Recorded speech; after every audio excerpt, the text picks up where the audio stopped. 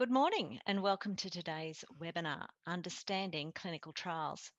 My name is Mary-Ann Skaparis and working alongside me today are my Leukaemia Foundation colleagues Linda Saunders and Jenny Burke. Together, we will be facilitating today's webinar. Before we commence the formal proceedings, the Leukaemia Foundation acknowledges this webinar is being delivered from the lands of the Turrbal people of Brisbane, the Wathaurong people of Geelong, and the Djajawarong people of the Bendigo region. We also acknowledge the traditional owners of various lands from where you are viewing today. We recognise their continuing connection to land, the sea, and the community. We pay our respects to their elders, past, present, and emerging. So we are aware that many people living with blood cancer are interested in and have questions about clinical trials and the role they play in an individual's blood cancer management, but also more broadly, how they contribute to the advancement of blood cancer treatment for many now and in the future. Clinical trials are essential to the development of new medical treatments, vaccines, and diagnostic tests. They are a critical part of evidence-based medicine. The advancements in blood cancer treatment are a direct result of clinical trials. However, there are many misconceptions about them. Finding relevant and reliable information about clinical trials can be challenging. Today, you'll hear about what, why, and how of clinical trials to help you make informed decisions. So without further ado, I am delighted to introduce our first speaker, Charlie Nicholson. Charlie is going to share her story of her experience on being on a clinical trial, how she went about making the decision, and what it's like day to day. Thank you, Charlie. Hello, everybody. My name's Charlie. I live in sunny South Australia. Was happy to join the webinar to talk about my experience of clinical trial. I was diagnosed with post-B myelofibrosis middle to late last year, and obviously in navigating through what that looks like and treatment options, obviously something that popped up into the possibility of a treatment option was some consideration to a clinical trial. So this is kind of how I first found out that there was clinical trials in my area specifically for my diagnosis. The haematologist that I see is a head of clinical trials at the Royal Adelaide, so there was a benefit to obviously the fact that he is head of clinical trials. My options obviously at that point was standard care, consideration to clinical trial, with in mind that the possibility of stem cell transplant was at some point down the road. I think obviously, I kind of got railroaded with all this information all in one go. It's really important to express to people I was given so much support and time to consider my options, and a lot of information with regard to the particular trial I'm on. And obviously all those layer up to help you decide whether achieving a clinical trial is for you. So obviously went away, discussed with family, particularly my husband and children, okay, what does this look like? So coming away from that, decided that I'd like to go onto clinical trial, and certainly the consideration of, although it had been impressed upon me, it was considered palliative to help with symptom burden rather than looking for cure, at how that could obviously help others in the future. Because like you've already said, clinical trials are so important in research to find the answers for people in the future. What I have is incredibly rare, and the criteria to get onto the clinical trial was pretty tricky to get through. So the eligibility then starts, and it was a 28-day period for the assessment, which started with a patient-informed consent form was kind of where we started, because obviously they have to make it very transparent and clear about what you're entering into, what your obligations are, what it looks like, possible pros and cons to being on treatment, possible side effects that are noted so far. And a big consideration for me at that point was to understand that it was a third phase, second arm double blind. So this means that half the participants get the already approved drug and then the other drug that they're trying to get approved, and half get the approved drug and a placebo because they need a control arm. What was really important to me at this point was to consider the drug that we're offering that's already approved was my route of standard care. So that's really important for me because I didn't feel like I was missing out if I perhaps got the placebo. And, you know, the placebo selection is randomized at the pharmacy. Nobody knows you're on it. So the fact that it was a double-blind placebo didn't hold me back in choosing to do the trial because I was in fact going to get the standard care anyway. So that was obviously something I hear people, you know, if you talk about, people talk about and ask me questions about being on a clinical trial, and I say, oh, I hope you're not on the placebo. Well, I feel like as a patient, I'm making my contribution to the research project as a control arm, even if I was on the placebo, because I'm not missing out because I'm getting the standard of care, because I'm getting the treatment that they would have given me. That was my other option. So that was quite important to me in this instance. Obviously, it can differ from clinical trial to clinical trial. So the eligibility criteria I talk about, I know that to get on this particular trial, I had to be treatment naive. So that's obviously, I was newly diagnosed.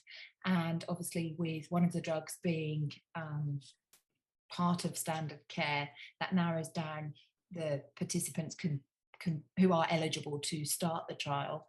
And I know there's only 2 on the trial. I'm one of in the area that I live in, and globally the numbers aren't huge. So as a patient, it definitely, I'm very passionate about, you know, adding to the research and helping the foundations and all the clinical trial people gather all the information they need. To me, it's really important because without those, there will be no future treatments and there will be no chance of cure other than stem cell transplant. So for me, I'm very passionate about that, although it's a very personal choice to people.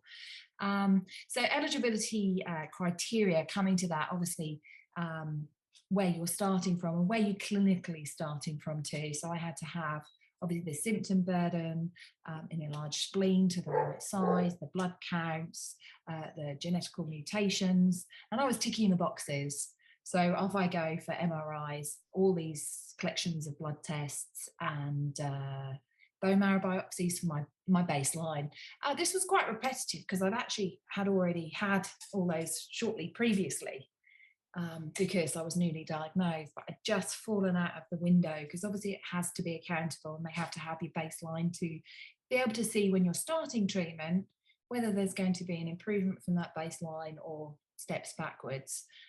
So if you get to a point of looking at the testing for assessment, then it might mean going through some tests that you've already had, which can be a bit confusing. It's just like, why can't they use what they've got already? But when you sort of start to unpeel all that, you realise, got it, I understand. The accountability within a clinical trial has been really reassuring for me. Standard care is, obviously, I would have had the other drug and I would have had my appointments and such like. You actually get assigned a clinical nurse who you have their contact. I am watched and seen so regularly that it's actually quite reassuring when you're in a situation that you have no control over and you kind of don't know when you step to that next level of treatment. So for me, meeting the eligible criteria, getting onto the trial was for me considered a big success. And I was really happy to be doing that. Obviously, making the decision to step into that was quite huge. And I did have a couple of sleepless nights, particularly after, you know, navigating the patient informed consent form and going over it several times again. And, you know, it's a big dossier full of lots of information, lots of big words that, you know, I had to go and Google and make sure I understood them. Definitely read through them carefully, mull them over, jot down some questions, go back to your clinical nurse or your clinical lead and ask the questions. It all has to be very transparent and clear, and they'll be happy to answer your questions. They're definitely there to assist you in understanding what you need to do. And there's not an agenda to push you towards trial, because obviously it was made very clear to me I had a choice, which I feel is very important for people to realise. It is a patient's choice. Obviously, I'm looking at, when I'm reading the patient informed consent, what are my risks and what are my benefits? One of my benefits is obviously access to that high level of care and being watched so stringently, and weekly bloods and fortnightly appointments and regular MRIs and bone marrow biopsies. You know exactly where you are within the disease, exactly in every moment, whereas standard care might not offer me quite as a stringent watching. So for me, that was definitely a benefit. There obviously are considerable risks when you look at patient informed consents, and they're very clear about what your risks of symptom burden, whether it can change in the favour or not, and obviously the other associated health risks with regard to your trial. With it being a third phase, I do have to say I was a little bit more reassured. It's quite a long way down that road, and hopefully shifting towards approval. So that kind of reassured me. But for me, the benefit of really intensive care was kind of really outweighed those risks for me at that point. You're not going to be missed. They're going to know everything that's going on in you, specifically to you, for every part of your treatment. So making the decision, although as I've described, I did have a couple of sleepless nights and long conversations about it. When I've made the decision, I felt very peaceful about it and very happy to move forwards. Obviously, once you enter into a trial and you start that first day of treatment, it can be a bit overwhelming, and it's like, oh wow, okay. But they really set out your obligations and commitments quite clearly.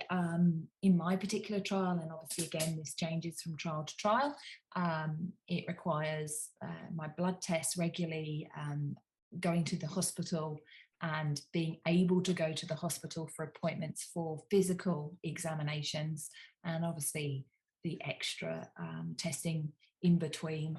I'm in phases of 3 weeks, so my appointments sit within that 21 days, and keeping a logbook for medication, noting any symptom changes. I have a handset that I do a questionnaire every day, and then weekly I have to assess, so they can kind of see how I'm feeling on a day-to-day basis, which is quite interesting, obviously followed up by my clinician lead, who's based in the Royal Adelaide. So it is a commitment. There are times where, we might have liked to have taken a holiday, and perhaps we can't navigate that in between appointment dates. But for the foremost, in the current times, especially with, global situations as they are, and we've all experienced COVID, I actually feel more secure staying at home. So it wasn't a massive part. It wasn't a deal breaker for me. I kind of know I have to really focus on my health and put my needs first. And being immune suppressed, obviously don't like to put myself into situations where I'm feeling more health-wise vulnerable. So that commitment didn't particularly worry me. Moving through trial on a day-to-day basis, like I've already explained, you're obviously taking medication, you're listening to your body.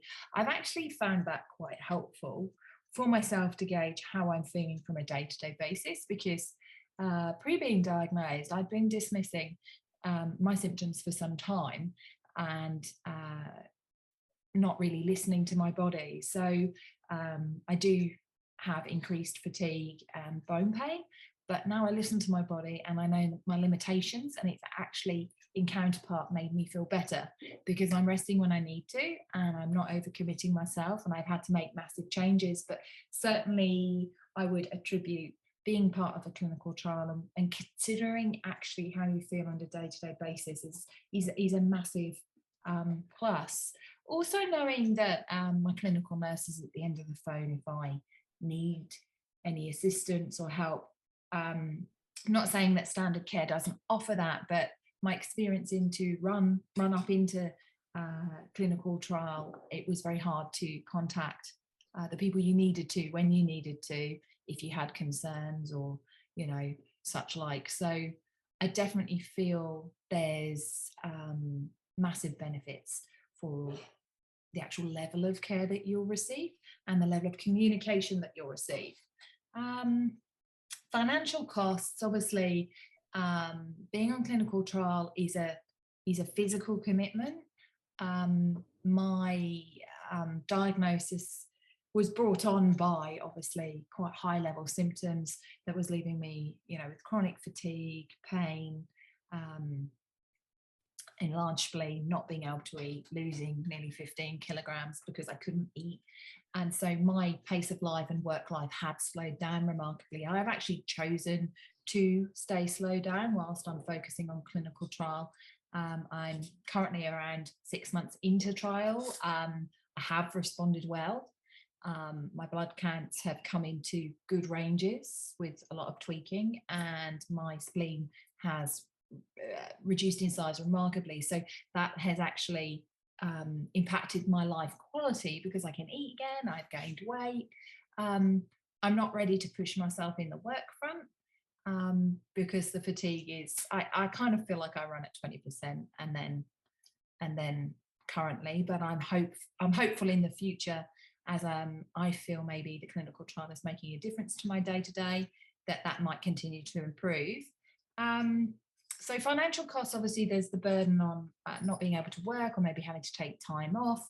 They do reimburse me for parking and such like. Any clinical trial related costs would be reimbursed to me. I'm a couple of miles short of being able to collect a fuel allowance. If I was just a tiny bit more rural, they'd pay for that, but it's okay. Like, I'm very happy to be receiving, obviously the medication is covered by the trial, and as standard care it would be covered by PBS, the Jakafi, but obviously there'd be a cost to myself too. Yeah, so it's there's a lot to weigh up for a patient when they're considering clinical trial. I would definitely urge people to look into what's available for them in their area. Go and find the research, go and reach out to the Leukaemia Foundation and see if they can help with recommendations for clinical trials, and look at the criteria and see if it's something that is something you might be able to do. There are challenges for us all in consideration. It's a very personal choice, and I certainly have no judgment towards what others feel. But I do understand for some people, they suggest they don't want to be a guinea pig and to be tested on. I can quite honestly say that's not been my experience. I've been very empowered and supported to really understand my health condition, to understand the treatment that I'm on, and to be quite active in what that looks like moving forward. So it's definitely helped with information and understanding. So I think that kind of wraps up mostly what I have to say as a patient experience. I hope I haven't digressed too much, but I think I've covered the most points, but happy to answer questions if anybody has them. Yeah. So you, Charlie, you talked a little bit about the financial costs. A question from the audience. Were the baseline tests that you had to have before you commenced clinical trial, was that covered financially as part of the clinical trial? Yes, it was covered by the clinical trial. I don't know if that varies from clinical trial to clinical trial, but in my experience, yes, anything that was to do with assessment or eligibility or testing for clinical trial was covered by the clinical trial lead, which, you know, obviously the tests that we go through, MRIs and such like, they aren't cheap. Yeah. And I understand that's quite an important question, but yes, it was very transparent, the financial coverage too, which was also good. Yeah, good to know upfront. Yeah, I will also actually chip in thinking about obviously costs. Obviously, I have had other symptoms from, or so I should say, side effects from taking treatment. And if that's meant that they've had to prescribe something to stop that side effect, that's also covered by clinical trials. So there is no out of pocket costs for medication as long as it's to do with the clinical trial. Great, thank you for that clarity. It's good to get it from Yeah, someone who actually knows personally. Lived experience. Yeah, and just a couple of comments from some audience members thanking you for that open and honest sharing of your experience. yeah. I think there's so many taboos with regard to clinical trial, and I would have had a few myself. There is no financial gain to me, but the health benefits and the assurance I've had in making choices has been very, very valuable. And I would definitely encourage anybody, if they've been offered a trial or in a situation where treatment options seem certainly quite, well, not many of them, go and find out the information. It's out there. You can find it. Talk to your GP, talk to your specialist, talk to the foundation, and see what's out there. And certainly, do your research and consider it, but definitely consider it. Some valuable tips Thanks there. so much. Thanks, Charlie. Thank you so much. Our second speaker is Delaine Smith. Delaine is the Chief Executive Officer at the Australasian Leukaemia and Lymphoma Group, ALLG.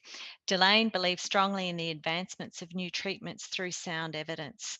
The ALLG is a cooperative trial group representing over 800 member haematologists, researchers, scientists, nurses from across Australia and New Zealand.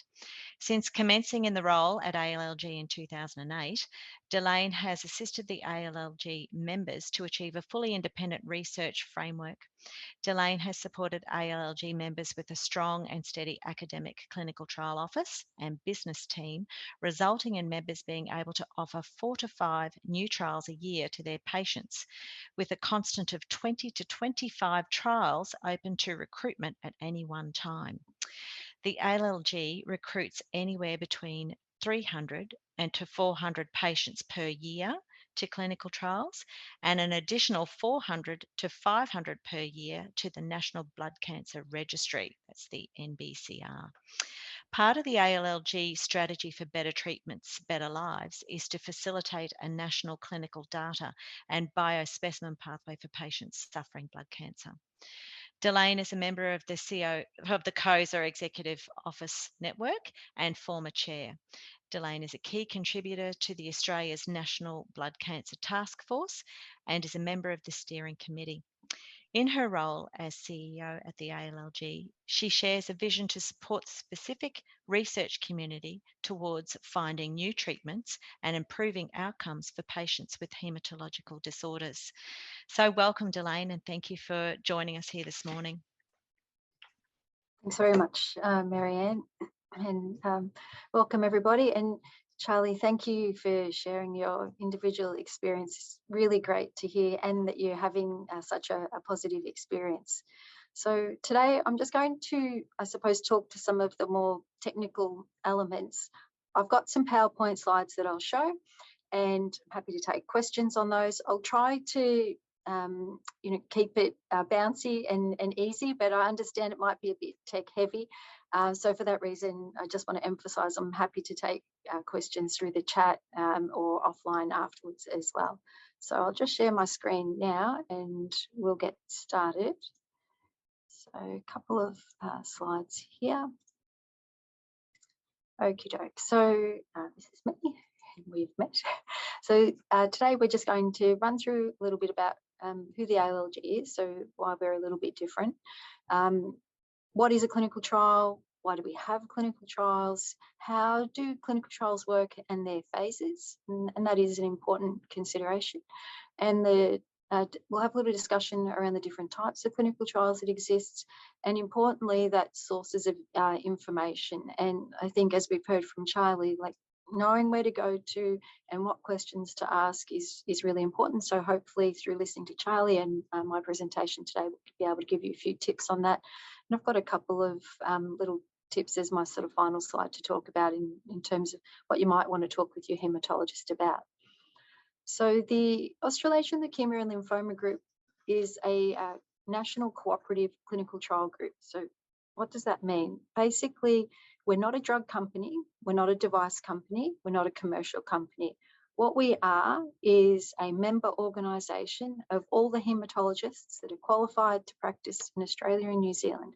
And they come together in their independent membership role to develop up clinical trial ideas. And myself and my team help them turn those ideas into formal clinical trials and help them run those clinical trials at their hospitals through their hospital networks, so their hospital ethics committees and their office of trials units at their individual hospitals.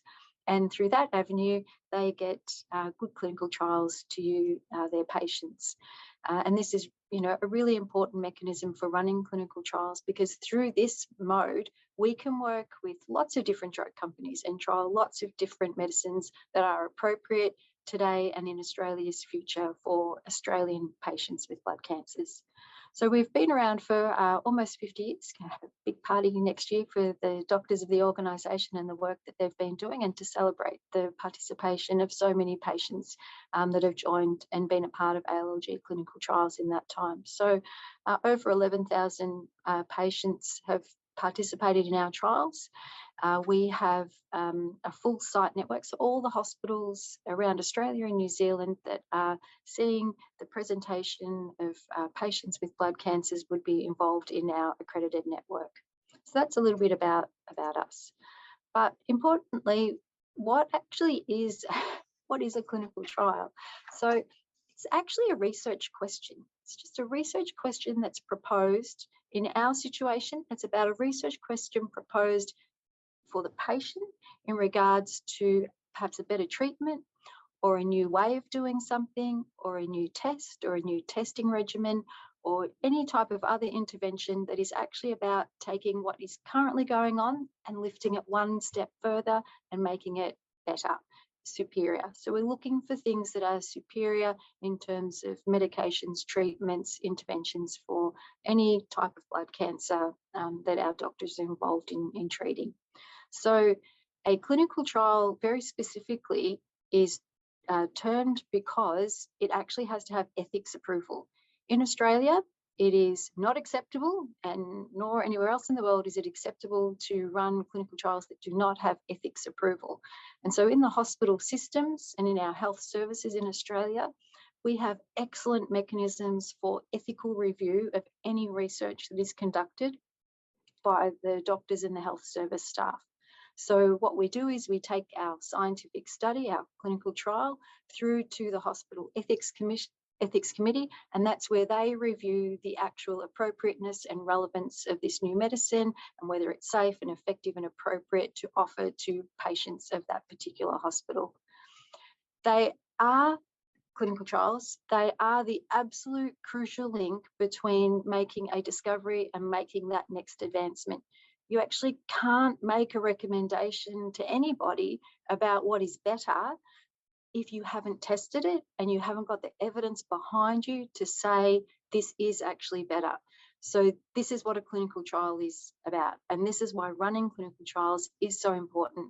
It's about having the opportunity to understand what is better for Australian patients and what will be better in the future. So we've got a really good clinical trial sector in Australia. We're very, very lucky. Our country is well equipped for running clinical trials.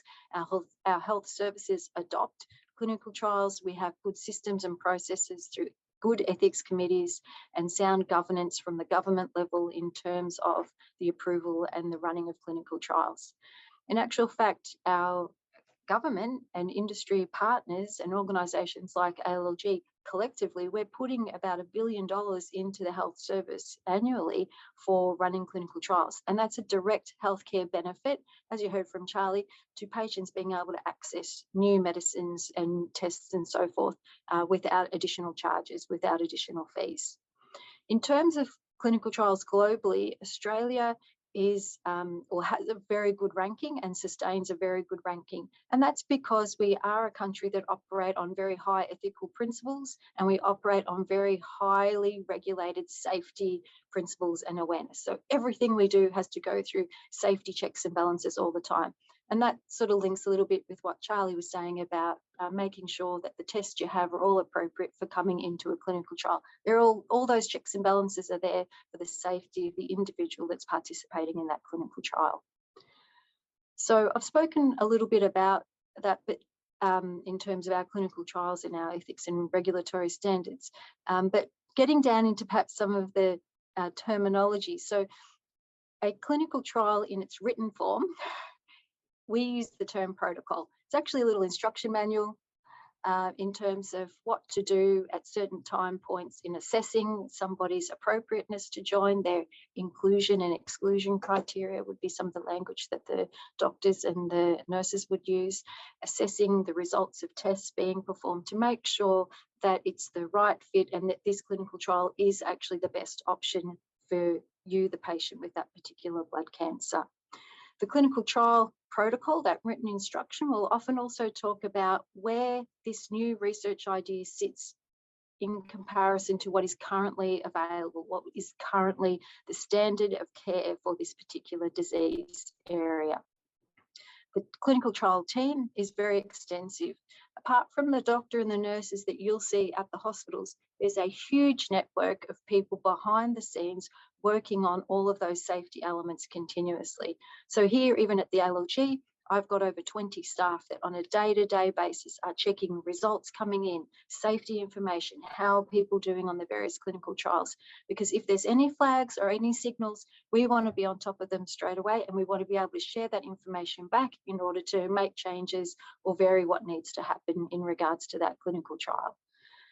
At the beginning of a trial, we'll have all of the team participating in assessments and making sure all the right tests and checks and balances are done.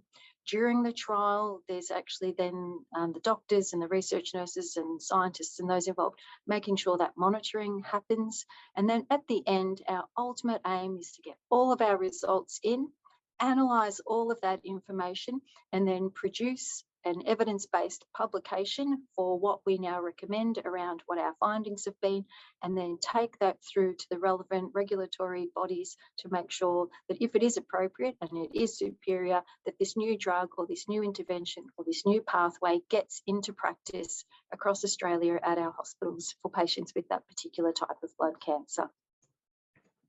So there are some problems and barriers that we confront to running clinical trials. So people often ask me, oh, you know, if there's a new drug now, how come it will take 5 or 7 years for that drug to get to market so anyone can have it? And again, it's because we actually need to invest the time in very carefully running the clinical trial and assessing the safety of that new therapy all the way along, not just in the immediate time that a patient might be receiving that new drug, but also after that drug therapy is complete, continuing to monitor for any events or any activities that might happen afterwards. And for this reason, clinical trials will often take around about 5 years normally to run, to do that assessment completely and properly. And as an Australian citizen, that's what you want to know too. You want to know that if you're being offered a treatment for the care of your blood cancer, that actually it has been rigorously tested, that your doctors are very confident that it is the best treatment for you to be having. Rural and remote communities often have trouble getting access to clinical trials because of some of the frequency of the tests that are required or the actual test itself. So perhaps there is a CT scan involved, but the rural setting might not have access to a machine to be able to perform a CT scan. So there may be requirements to travel to metropolitan centres or bigger centres. So we've been working with the government over the last couple of years to make headway into what's called using the model of telehealth to be doing teletrials. So essentially what we're trying to do is, as much as possible, be able to have patients be able to stay as close to home in their local community and still participate and receive the benefits of a clinical trial. So tests and treatment that can be done close to home can be done through a tele-trials model, which is sharing information back and forth with a major metropolitan centre, both from the doctor's point of view and the nurses and the care team around that, and then only making those essential trips to another centre if required and as required for the maintenance of any of those safety and testing checks throughout a trial. There are barriers that are in play in relation to funding equity towards cancer research.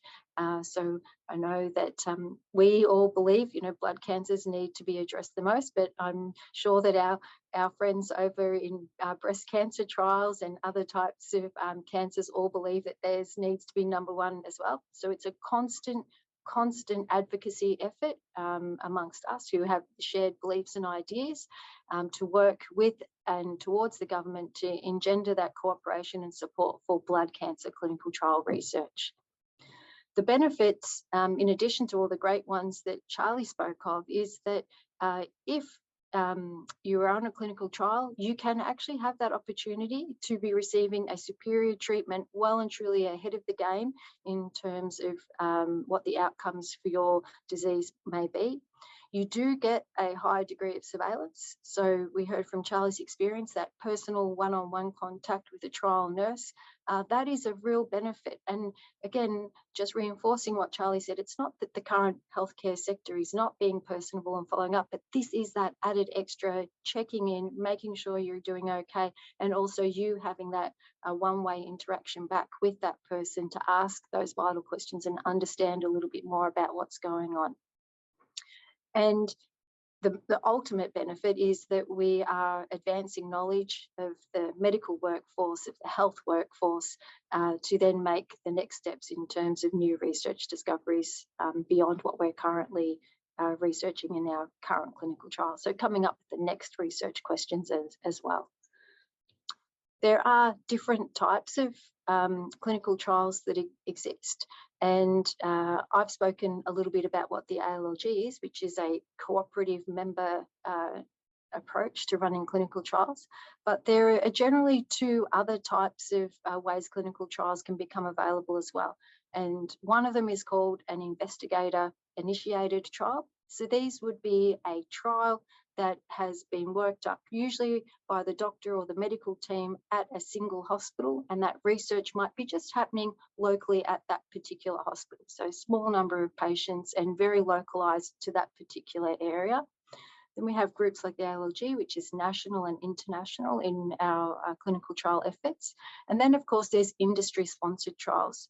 And so that's a big term, but basically just means these are the trials that are run exclusively by drug companies trying to get their new product tested in a disease setting to see if that could then become a marketed product for use in that particular type of blood cancer.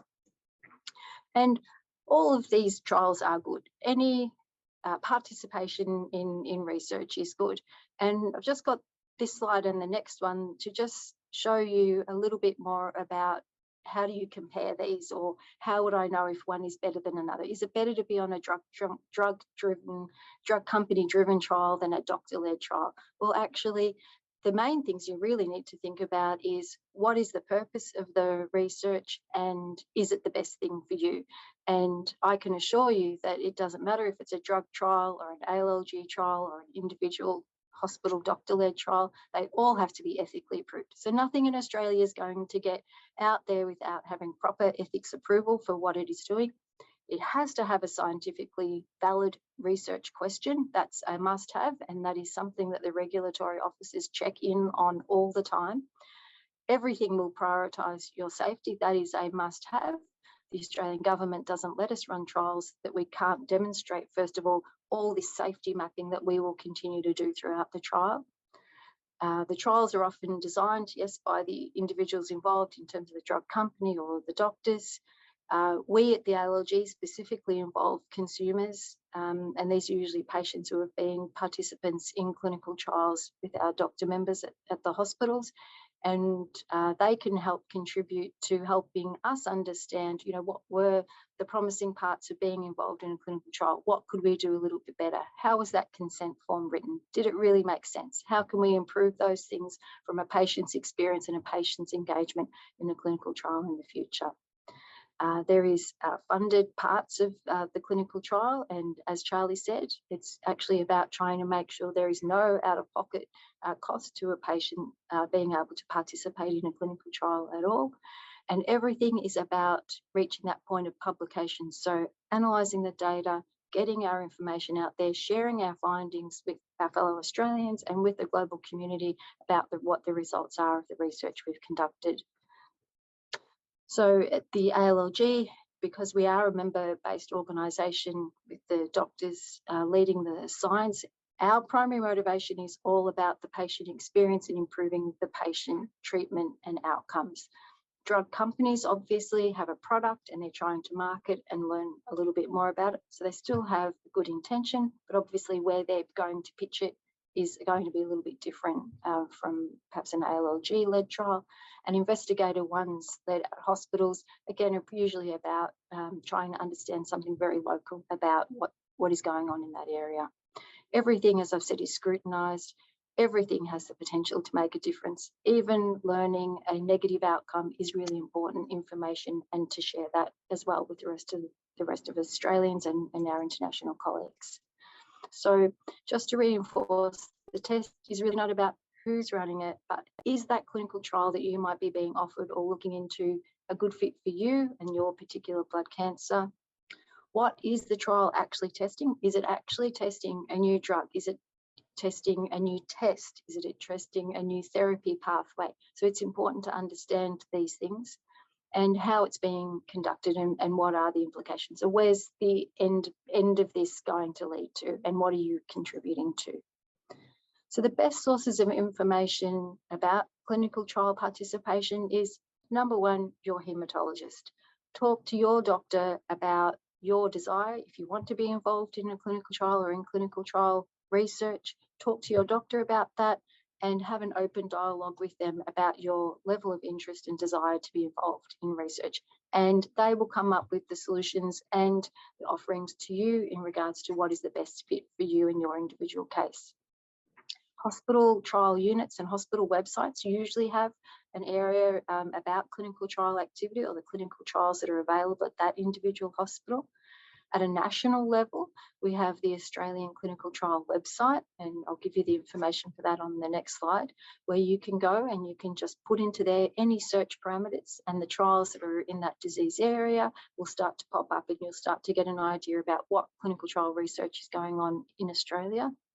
The ALLG, we have our own website, but very importantly, support networks like the Leukaemia Foundation on their website will have important information about what clinical trials are available and how you can get access to them. So with your haematologist, they are a trustworthy advocate for your position in regards to being able to join a clinical trial. They have a thorough knowledge of your medical history and your disease. They can discuss your case with other colleagues in terms of best fit for any particular type of clinical trial. They have good in-depth knowledge about other health issues which may affect your ability to be on a clinical trial or whether it is the best option for you. They obviously have a genuine desire as a medical practitioner to provide you with the highest level of care at all times. So I think that if you do have a particular interest, my recommendation would be talk to your doctor. The Australian Clinical Trials website.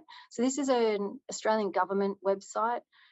In Australia, we have to put onto a national register every single clinical trial that we're running. And before we even open it up to patients, we have to have it acknowledged through this register system where it's critiqued, they make sure the right information is there, make sure the right information is being provided in layman's language for anybody to understand and see what the participation in that clinical trial is about. And we put in there vital information. So when we're going to start the trial, the number of people that we think we'll need to have in that clinical trial in order to understand the difference we're making, and how long we think that trial will be running. So this is a really good website. It's updated frequently, and it'll give you information on any type of disease, any type of clinical trial that's going on. The support network, so obviously you're here today because you're familiar with the Leukaemia Foundation. The Cancer Council of Australia and the various state-based cancer councils are also very good sources of information. And then in terms of specific blood cancer, Myeloma Australia and Lymphoma Australia are also very sound resources for information on clinical trials. So a couple of little tips. If you're interested in participating in a clinical trial, sometimes it can be an awkward thing to know how to bring up, but it's always worth it, and it's worth trying to bring it up where you can if you are very interested in being involved in research or participating in a clinical trial. Sometimes it's good to write these things down, and you can ask questions of your doctor, like, in my particular situation where I am right now with my blood cancer, would there be a research opportunity available for me to participate in? What would that be? What would that look like? What would your thoughts be around a recommendation? How could I learn a little bit more about that? And then you can ask those further questions around what, if any, extra costs would be involved. Usually, as we heard from Charlie and from the allergy experience, there's not. What happens after the trial? Where will those results go? What would we expect to have happen as a result of being involved in that clinical trial? So your doctor your hematologist, your GP, whichever specialty clinician you're speaking to, they will absolutely take into account all of your healthcare history and knowledge about you and your disease when they assess your suitability for a clinical trial. So I can take some questions now from the audience or follow up any chat.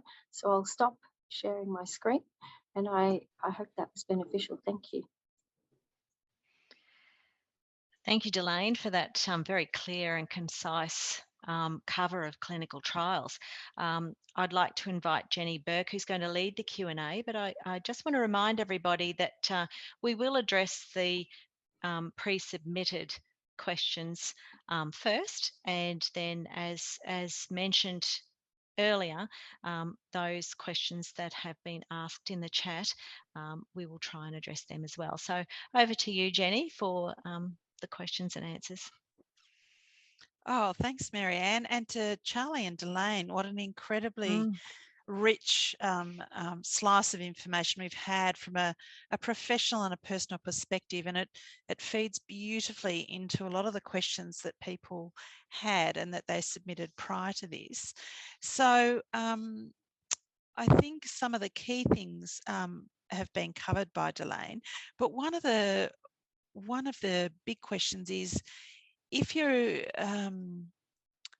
had a clinical trial, if you've been on a clinical trial, does that mean that you're then ineligible for future clinical trials, or is it possible for people to have sequential trials? I can answer that, Jenny. So actually, often the work at the ALLG is about building clinical trial ideas that are sequential, so that we have a clinical trial open. It might be targeting a particular genetic mutation and a therapy for that.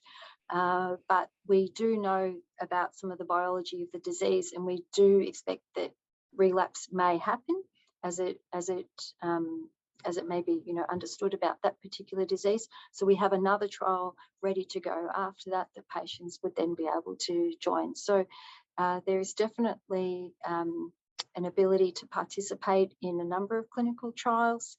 There will be some trials, obviously, in regards to particular treatments where you can't, because even if you weren't on a trial, you wouldn't be receiving multiple therapies at the same time. So you would have, you know, a single pathway of therapy defined by your treating team.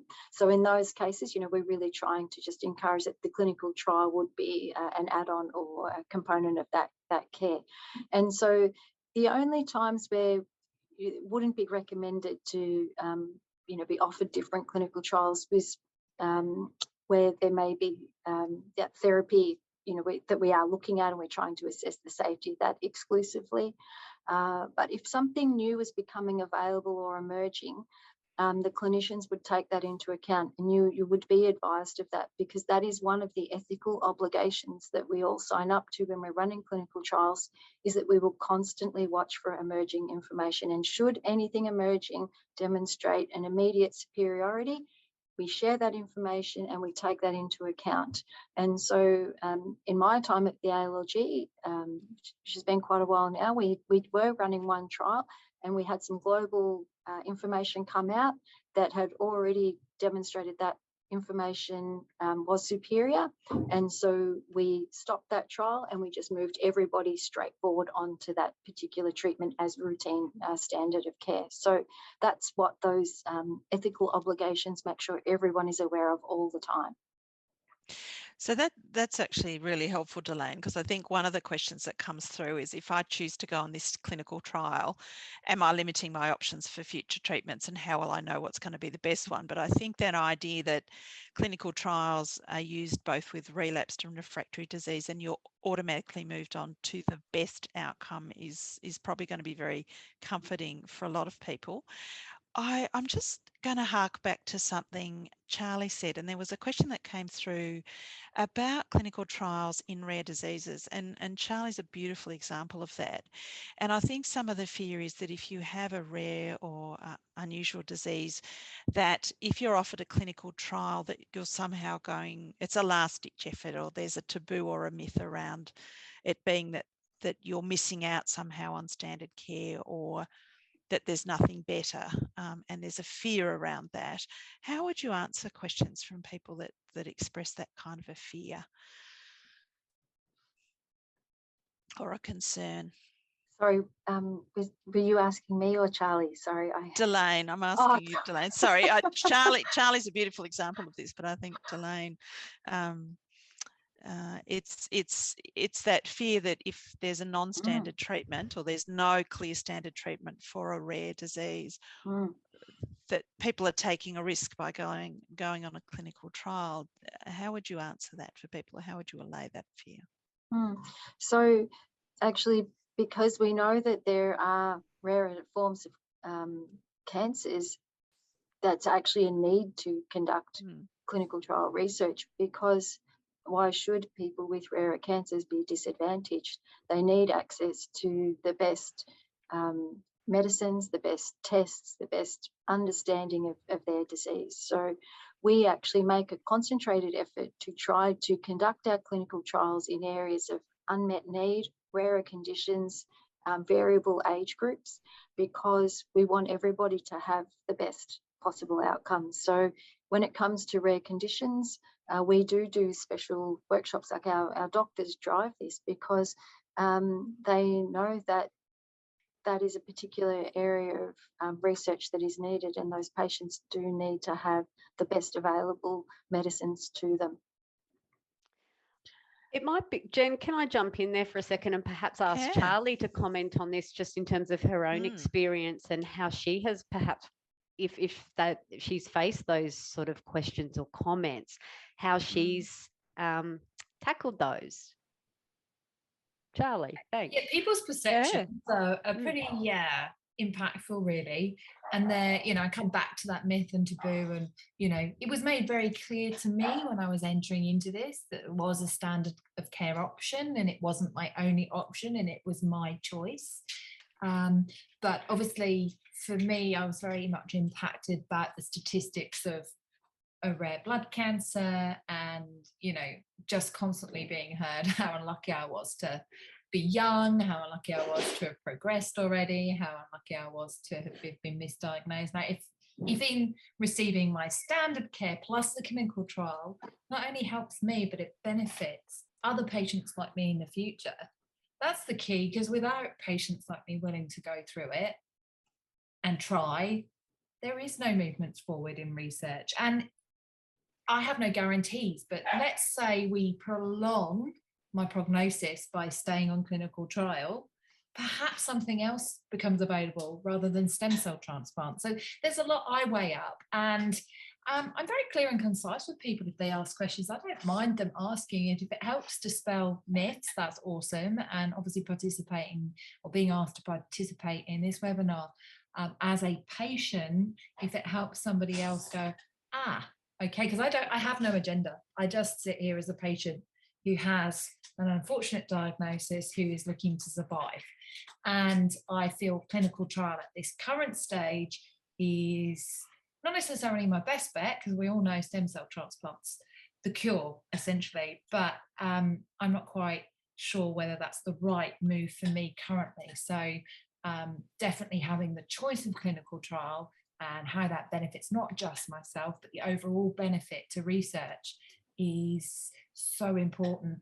And it's very difficult, like you say, you know, you want a share, an equitable share of funding for all types of cancers. But, you know, when I was first diagnosed, nobody knew what post-PV myelofibrosis, then anybody I talked to had no idea. So, you know, it opens up many cans of worms. Yeah. But it's definitely made me as a patient think, oh, wow, it's made me reassess what clinical trial means and what research means, and dispel the thoughts of somebody being a guinea pig, because it's like, it's not really like that. Yeah. It's about the best level of care to find research, in my opinion. Charlie, I'm harking back to something you said earlier in the webinar, which is, in your personal experience, it was palliative care or potentially this trial. So when you were weighing up some of those things, what influenced that decision apart from paying it forward for other people? What were you hoping would make a difference for you? Yeah, I mean, the palliative care aspect from the standard of care, that's kind of what they were offering from the clinical trial. They're not offering cure. But obviously with it being a clinical trial, it's kind of open-ended. They don't know until, you know, the research isn't there yet. So participants like me are so important. But I think I don't want to live with regrets and get down the road and have not tried. And if a legacy I leave behind is information that helps others, then that's really important to me as a patient, and definitely a big part of my consideration, other than the fact that I want to watch my children grow up. Yeah. You know, like, brilliant. That's obviously the big one. That's the big seal sort of deal breaker. But the process has been mind-boggling, but it's actually been quite a positive process too, because it's helped me find a lot of acceptance and really face it head on. Thanks, Charlie. That's brilliant. Delaine, what role do you think palliative care has in clinical trials or in parallel to clinical trials? Is this something that comes up for people or in the study design even? So I suppose there's no limitations to clinical trials. So there can be clinical trials in palliation treatment, in supportive care measures. We are actually running a trial that's looking at transfusion therapy uptake in a particular disease area. So the trial doesn't need to specifically be about a brand new diagnosis and brand new treatment opportunity. It can actually be looking at all things across the whole treatment pathway or the disease pathway. Thank you. Delaine, you mentioned earlier about the emerging role of telehealth and some of the barriers for people that are in regional and rural areas. Can you talk a little bit more, please, about access to clinical trials for people in rural or regional areas, or indeed people with who we would consider are traditionally left out of trials? So they might be people that are non-English speaking, or people with a disability, or if there's even specific trials for people with Aboriginal or Torres Strait Islander background. Yeah, it's when I think think back, and I think, you know, we used to spend so much time trying to work out how to get patients to the trials, and it was really only with the movement of telehealth, sort of that 4 or 5 years ago, where we started to go, actually, we've got to get trials out to patients. They could just, you know, we've got to be practical and sensible and think about how to do this in ways that still keep up all the, you know, rules and regulations, and people still have the satisfaction around the safety and what's happening to them on trial.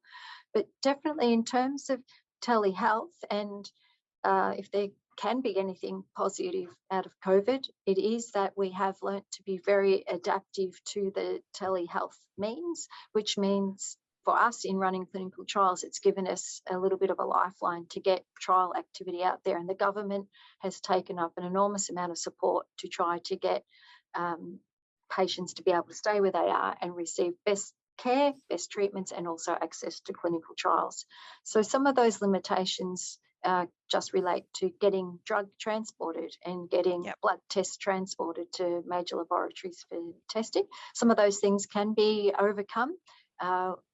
It just requires good logistics and a good understanding of what's happening, and a good connection with that remote centre with regards to working with a major metropolitan centre around that clinical trial and its procedures.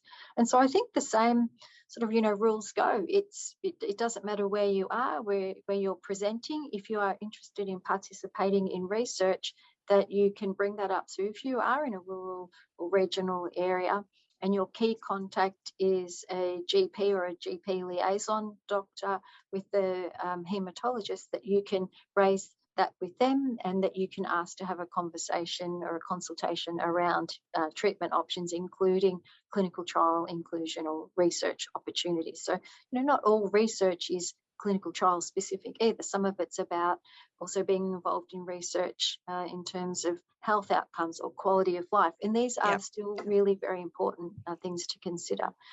Clinical trial information is usually translated into other languages, so that we make sure that, yes, even those who cannot speak or read English have the opportunity through the translator service or through the written translated documents, the opportunity to participate and have that same level of access to somebody who does. And that we look at information in regards to a health literacy level as well, to make sure that those who may not have a strong written or reading literacy level can still, again, with having a blood cancer, have the opportunity to participate in the best possible research that might be available right now. That's brilliant. Delaine, just there's an extension of this question that's come through, which is really, if you have a limited relationship or contact with your treating team, and you're unsure how to get the most accurate information, or you've possibly felt discouraged about that, what's some other ways of seeking that information for yourself and trying to, I guess, promote and push that conversation along? Yeah, it's not easy, even when you are health knowledgeable or in the know. It's even myself, I have to think and write myself some notes to remember to bring things up with my GP. So being in the know, sometimes you have just as many issues as people who might feel a little bit distant from knowing what the right lingo is, or how to attract the attention of someone to the question you're really trying to ask. And that's where the foundation can play an enormous role. Those support nurses and contact nurse roles are so important in being able to have that conversation and build up your confidence around that, or even some written notes around that, or submitting those through to your clinician before you arrive. So you get the reminder to say you've got your appointment, and perhaps there's a mechanism for you to send some written things through. Like, tomorrow at my appointment, I'd like to bring these things up. I'm submitting this through. And then that's there with your file when you're seen, and your clinician go, okay, I can see that you've written this down. How can I help? What can we do? What are you after? Let's look at what's available as in the best research opportunity for you right now. So I would be just very encouraging of using those support roles to assist with that type of advocacy or conversation pathway. Yeah, thanks, Delaine. Charlie, can I ask you, if we're talking about questions to ask, what are some of the questions or the critical questions that were important for you to ask when considering going on a clinical trial? And I know you've answered some of this when you talked to us earlier, but I just want to go back over it, because I think there are so many questions that could be asked, and it seems every time we scratch a bit deeper, more questions come up. So what were the critical things for you to ask about? In the initial, I guess, what are the options? It's clinical trial, what's my standard of care? What if I don't do any, what's that? So you can have a balance of what everything looks like. I think stepping into clinical trial, the patient information consent form and details that come with that are very extensive, but obviously being able to break that down and ask questions, that if you enter into a trial, am I obligated to stay on the trial? Can I opt out of the trial if it's not working for me? Is that a decision as a patient I can make? And the answer for me was yes, and I'm pretty sure that's probably be standard for all clinical trials. I don't know, I've never been on one before. Obviously looking at financial burden and commitments and all those things, but obviously any risk factors to consider, and side effects and symptoms, and kind of that as a bigger picture, because I'm looking to try and lessen the symptoms, not replace them with more, because I'm looking to improve my quality of life, not necessarily swapping them out for something else. So not being frightened to ask those questions, because your doctors and specialists, they are mind readers, so they can only answer the questions that you put forwards, and no question is too stupid to ask. They won't mind. They'll have probably heard it 100 times before, and so I would not be intimidated with the fact that you feel less informed. They're there for a reason, and they want to help you, and they're there to listen, and they won't mind you asking the questions. In fact, I feel like people who are choosing to be in clinical trial, I found to be very empathetic and understanding and helpful. So I think I've covered a few questions there. Yeah, I hope. Charlie, an extension of that, Delaine just mentioned about the language and making things simple, and the language of trials can be quite comprehensive and dense at times. How did you get your head around that, and how did you come to grips with the language of trials? You started off with a double-blind placebo trial, third phase, yada yada, and you just go. So it's like it's been like a massive learning curve, and you kind of, it's like anything, you don't know it till you know it, but once you're in it, you kind of roll with the flow, and it becomes your new sense of normal. And I'm a person who copes well if I go and make informed decisions and find the information, not only obviously a wealth of information from support groups like yourself, but there's groups on Facebook with people experiencing the same thing. There's a group for patients who are on the same trial as me. That's been really valuable, and just breaking down some of those words too and understanding what they mean is quite important. But you learn quickly. Thank you. Delaine, there's been some questions about when you get to the end of a trial, what happens? Like, what happens at the end of a trial?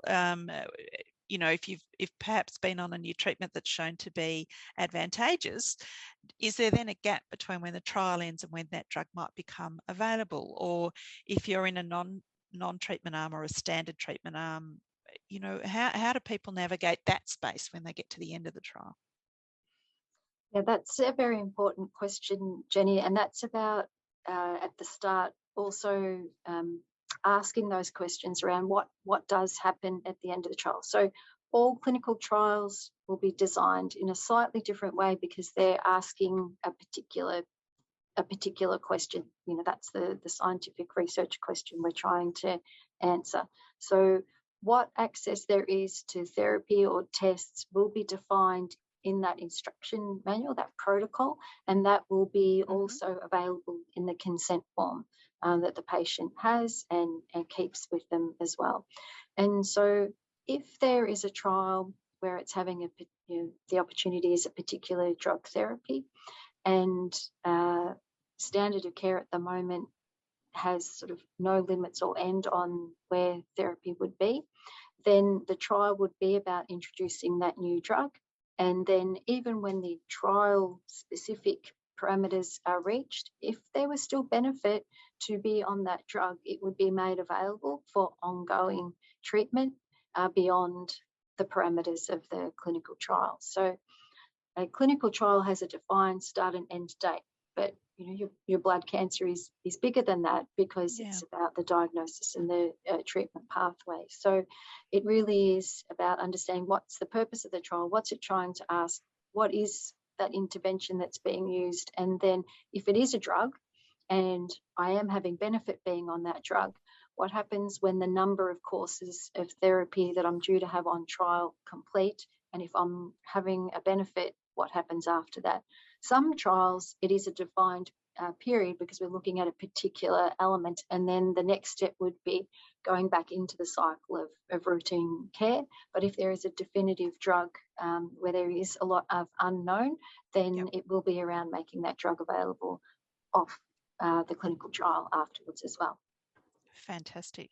I think one of the other strong themes that's coming through is about clinical trials and whether there's a new treatment and it's always against a standard treatment, or if I think the fear is there's a risk that there'll be a trial treatment and a placebo or a nothing.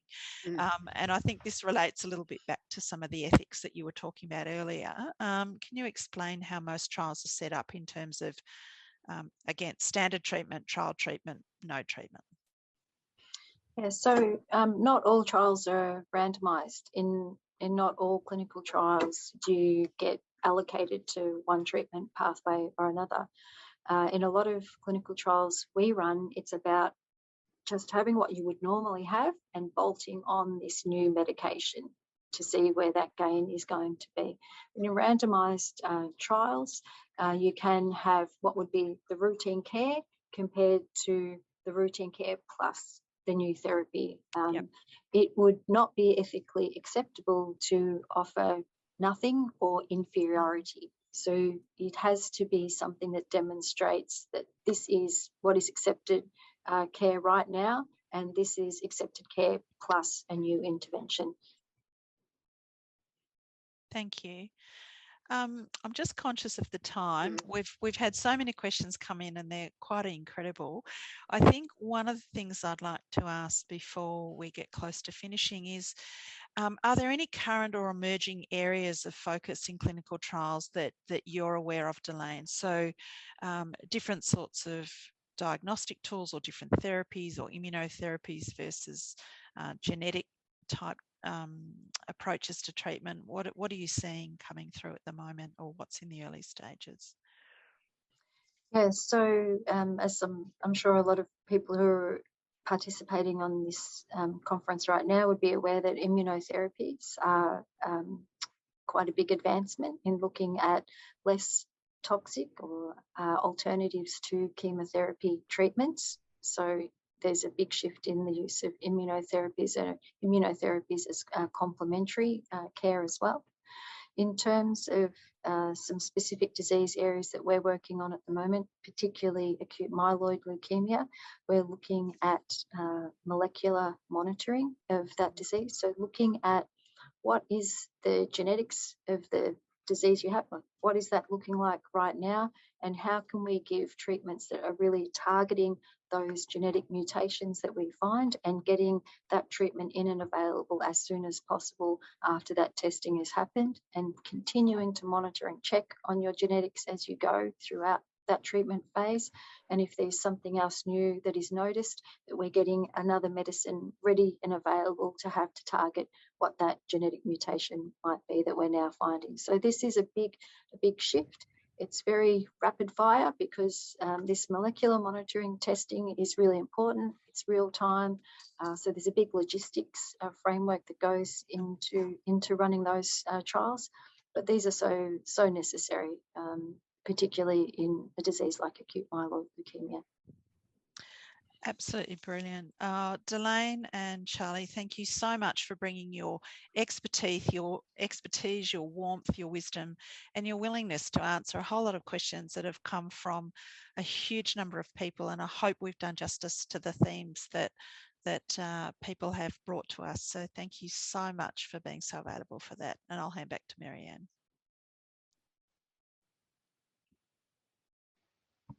Yes, thank you, Delaine and Charlie. We've certainly heard a overwhelming and incredible amount of information here this morning, and it has been wonderful to gain your insights, Charlie, and also your knowledge, Delaine. In wrapping up, I don't know if this is loaded, but I'd like to invite you both to share one or two key messages that you think the audience would like to take away with them today. So just one or two key messages, and we'll start with you, Charlie, if that's okay. Yeah, as a patient, it can be such a pool of overwhelming choices and questions. And I would say trust the process, trust the science, trust your haematologist. They have your best interest. Their code of ethics is do no harm. Really believe in that, because they really have your best interests at heart. And have faith in that system, which is kind of, I've had to take a blind leap of faith, and I feel pretty comfortable, even considering things could be not as awesome as I would hope them to be. But I would say, trust the process and listen, but also don't be frightened to ask any question, no matter how insignificant it feels to you. Your physicians would much rather you ask even the uncomfortable questions, and help navigate you through that, then obviously you sit feeling isolated or unclear about something. So yes, be an advocate for yourself for sure. And I think that's kind of it. Other than that, be brave, be kind, be joyful. Standard need. Love it, Charlie. Thank you. Thank you. They're wonderful messages. Delaine, do you have any key messages that you'd like to share? I don't think I possibly can after Charlie. Yeah. I've jotted down those words of wisdom. No, look, Charlie, that's just fantastic. And what you're doing in participating in research, it does create the evidence, and the evidence creates the change. And that is how we get new drugs and new treatments and new tests available for patients. So my plug would be, ask if you're interested in being involved in research. All research is good research in Australia. Everything has ethics approval. Everything is done with sound science behind it. So, please reach out to your clinicians or your nurses or your team and just ask that question. Is there any research that I can participate in? Even if it's not a clinical trial today, is there something else that I can be a part of as a research participant? And I'm sure you will enjoy the experience. You will definitely enjoy that relationship that you build, and like Charlie said at that start, that relationship, that one-on-one care, it's just terrific. So I'd encourage it.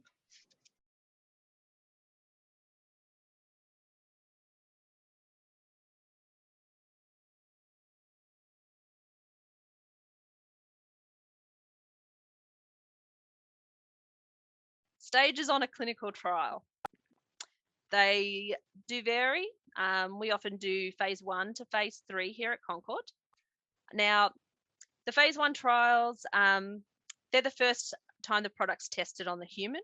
They're usually quite small, about 20 to 100 participants, and the goal is to determine the safety. Now, they can be difficult to get spots on, and we may open a phase 1 study and still not get a participant on because they take such small numbers. And there can be delays in getting patients on, in that they will have safety cohorts, and they'll have a small number from that 20 to 100 patients, that once those patients are on, they will look at all that data, all the side effects, all the blood results, all of that type of thing, because every step of the way is about the patient's safety. And so they won't continue if there's any concerns, and they may even need to come back and they may need to rewrite the protocol because they've learnt something more about it. Now, phase 2, they progress on to the larger group.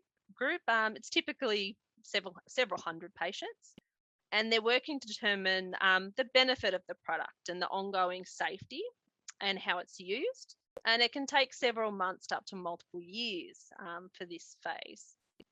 Now, phase 3, that's the final stage before the product can be used by the general public. Now, it progresses to a larger group of people, and it's usually several hundred to several thousands of people. But that also depends in that hematology diseases are quite rare. But that they will outline at the beginning of the trial exactly how many participants they will need. And that actually may get revised later in the study, and they may need extra participants depending on how things are going. But these trials can run for 2 years or even up to a decade. Now, one thing to really know, and it's that whole guinea pig type thing again, and to do with the placebo. Now, in Australia, phase 3 trials only use a placebo if observation is an appropriate, I guess, treatment option for patients. Because here in Australia, we have treatment options available to everyone, regardless of your financial situation, it's not ethical to have a comparator within those trials of a placebo. And they'll often do these trials that the comparator is often the standard of care that you would get in your hospital, say on Medicare, and then the newer option. And they will be looking at whether or not there's a treatment benefit, but also they look at things like, if the treatment outcome is the same, but the newer drug has much less side effects or a much better quality of life, then these are the things that they look at when it comes to approving future drugs for patients. Now, phase 4, they're where the product's approved and being used normally in the public. And they're trials that continue to monitor for the effectiveness of the drug. Now, here are some useful questions that you can use when you go and speak to your doctor about when you get that trial, what to ask. Now, these ones actually come from the Australian clinicaltrials.gov.au website, which you should be able to find. Now, you will actually find that a lot of these questions to do with side effects, duration of the trial, they're all covered in the patient information sheet. Now, these patient information sheets are getting longer and longer every time we do a new trial. But here at Concord, we always ask our patients to just write all over them, go over it with a red pen, write the questions. If there's anything you don't understand, just circle it.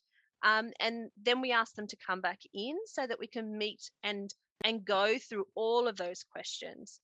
It's a lot to take in. Often, these patient information sheets can be, 15 pages, 20 pages, with so much information for you to take in. And often, even after patients have signed up for the trial, patients often forget that they've actually read that within the information sheet. So everybody's given a copy once they have signed, and we ask them, if you've got more questions, you can refer back to it, and you can just come and ask. We're happy to continue to answer. As long as you're going, we're happy to continue answering all those questions. Some more to do with costs, and even after the trial, it's often people are often asked whether or not they'll be provided with the results, and the answer is yes, but it can take time. even after a patient finishes on the trial, it can be months, it can be years before the actual trial is completed, and all that information is looked at. But just ask your doctor and they'll be able to give you an idea of where the trial's at and when you could expect some kind of result from it. Well, I guess it depends on what the complaint is to do with, but you'll find in a patient information sheet that every participant is given at the start of the trial, there's actually contact details in there for the Research Governance Office. Well, actually, it'll be the HREC for that trial. So if you've got concerns about, say the hospital that you're at, there is a contact for that. Now, if it's something more that's just internal, you can contact your study coordinator. I'm acting manager in our unit at the moment. You can always contact me, or you can contact the fellow, or you can. Each hospital also should have a patient liaison. And so if you've got concerns, you can express that to them and they'll look into it. Whatever the concerns are, they'll look into it and make sure that it's addressed. I always say, just call your study coordinator and your study coordinator will escalate it, whether or not they need you in for another appointment to check that everything's okay, or whether or not they need you in to see the doctor so that they can prescribe another medication that might help with one of the side effects, or maybe it's even just adjusting dose. Just reach out. Don't suffer at home, thinking, oh, well, I've got to stick through it. Reach out, because there's always things that we'll try. Look, and there are, they're, much harder to come by, those trials, but we actually did one with the Australasian Leukaemia and Lymphoma group, ALLG.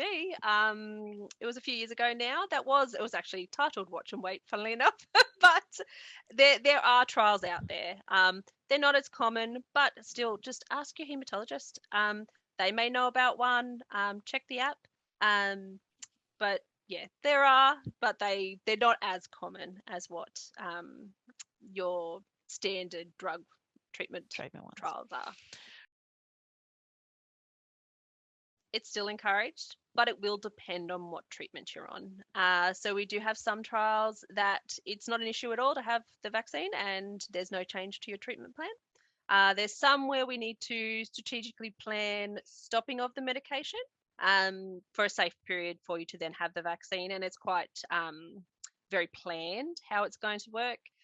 So yeah, and it doesn't exclude you at all. Many of the trials were very, very quick to give us amendments to their protocol to include that, and also to get information to do with those that get COVID. They want to know, because that will impact long term. If somebody, like one group of people is more likely to be getting COVID from what the data that they get, then these are things that they'll also want to look at. Look, it's not going to be, we'll always do what we can. So we will always first look to see, well, is there another site participating down there that we can transfer that patient's care on the trial to? And it depends on what stage the participant's at. So it may be that if they're later on the trial, we may just do phone calls. We may follow up in that way instead of actually having the face-to-face visits like we used to. We do have a patient that actually moved to a little island off Queensland somewhere, that the sponsor actually pays for her to fly down to have particular assessments for the trial, and they're all planned, strategically, so we can get as many done in that short period of time. But the participant's happy to do that, and they're happy to pay. And so we'll always try our hardest to keep people on the trial, because we don't want to lose that chance at the data. But if it comes to the point where a patient moves, overseas and we can't continue, then that's their choice. And once again, we always say it's the choice of the participant. Nobody's going to be forced to stay on just because they signed at the beginning. Once again, myself, Linda and Jenny, we would like to thank you for joining us here this morning. We wish you all the very best. Look after yourselves and take care. Bye for now.